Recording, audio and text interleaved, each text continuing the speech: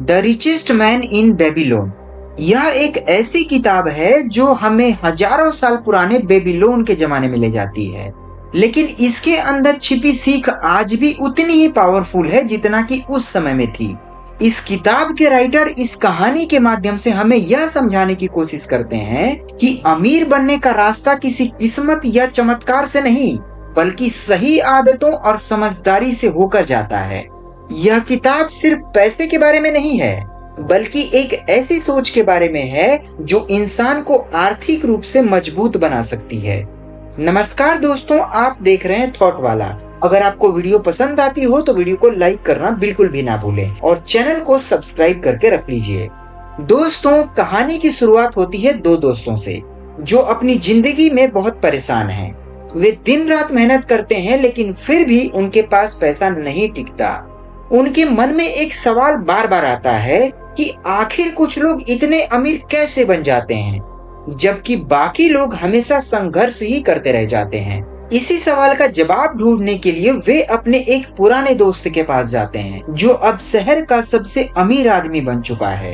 जब वे उससे मिलते हैं तो उन्हें पता चलता है कि अमीर बनने का पहला कदम बहुत ही साधारण है, लेकिन सबसे ज्यादा इग्नोर लोग इसे ही करते हैं। वह उन्हें बताता है कि इंसान को अपनी कमाई का एक हिस्सा हमेशा खुद के लिए बचाना चाहिए। हम अपनी कमाई का ज्यादातर हिस्सा दूसरों को दे देते हैं, जैसे किराया, बिजली का बिल, खाने का बिल या कोई और बिल, लेकिन खुद के लिए कुछ नहीं बचाते। यही सबसे बड़ी गलती होती है, क्योंकि जब तक आप खुद को पहले भुगतान नहीं करेंगे, तब तक आप कभी भी दौलत नहीं बना पाएंगे। धीरे धीरे वह उन्हें यह भी समझाता है कि सिर्फ पैसा बचाना काफी नहीं है, बल्कि उसे सही तरीके से संभालना भी बहुत जरूरी है। इंसान की इच्छाएं कभी खत्म नहीं होती, और अगर वह हर इच्छा को जरूरत समझ ले तो उसकी पूरी कमाई खत्म हो जाएगी।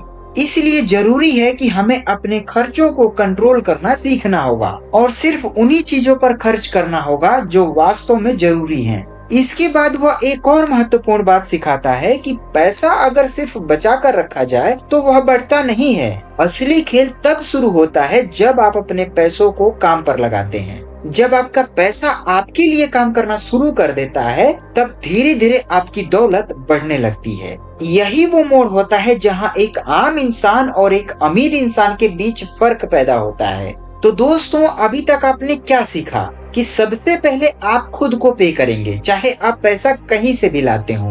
दूसरा कि आपको अपने खर्चों को कंट्रोल करना होगा। सही खर्चों में और अनवांटेड एक्सपेंसेस में आपको फर्क समझना होगा। तीसरा कि आप जो पैसे बचा रहे हैं उसे सिर्फ बचा कर रखने से वो नहीं बढ़ेगा, उसे आपको सही जगह इन्वेस्ट करना होगा। आइए अब कहानी में आगे बढ़ते हैं। वो दोस्त अपने दोस्तों को यह भी समझाता है कि हर निवेश सही नहीं होता। कई लोग जल्दी में अमीर बनने के चक्कर में अपना सारा पैसा गलत जगह इन्वेस्ट कर देते हैं और सब कुछ गंवा देते हैं। इसलिए जरूरी है कि हमें अपना पैसा सोच समझकर इन्वेस्ट करना चाहिए और हमेशा उन्हीं लोगों से सलाह लेना चाहिए जो उस क्षेत्र में अनुभवी हैं। बिना जानकारी के किया गया निवेश हमेशा नुकसान ही देता है। कहानी आगे बढ़ती है और हमें यह भी सिखाती है कि जिंदगी में स्थिरता और सुरक्षा कितनी जरूरी होती है। जब इंसान के पास अपना खुद का घर होता है तो उसे एक अलग तरह की शांति और सुकून मिलता है। किराए पर रहने से बेहतर है कि इंसान धीरे धीरे अपने घर की ओर कदम बढ़ाए, क्योंकि यह न सिर्फ एक संपत्ति होती है बल्कि एक सुरक्षा का कवच होता है। समय के साथ वह दोस्त अपने दोस्तों को यह भी समझाता है कि हमें सिर्फ आज के बारे में नहीं सोचना चाहिए, हमें अपने भविष्य के बारे में भी सोचना चाहिए। हर इंसान को अपने बुढ़ापे और अपने परिवार की सुरक्षा के लिए पहले से ही तैयारी कर लेनी चाहिए। अगर हम आज सही फैसले लेते हैं तो आने वाला कल अपने आप सुरक्षित हो जाता है।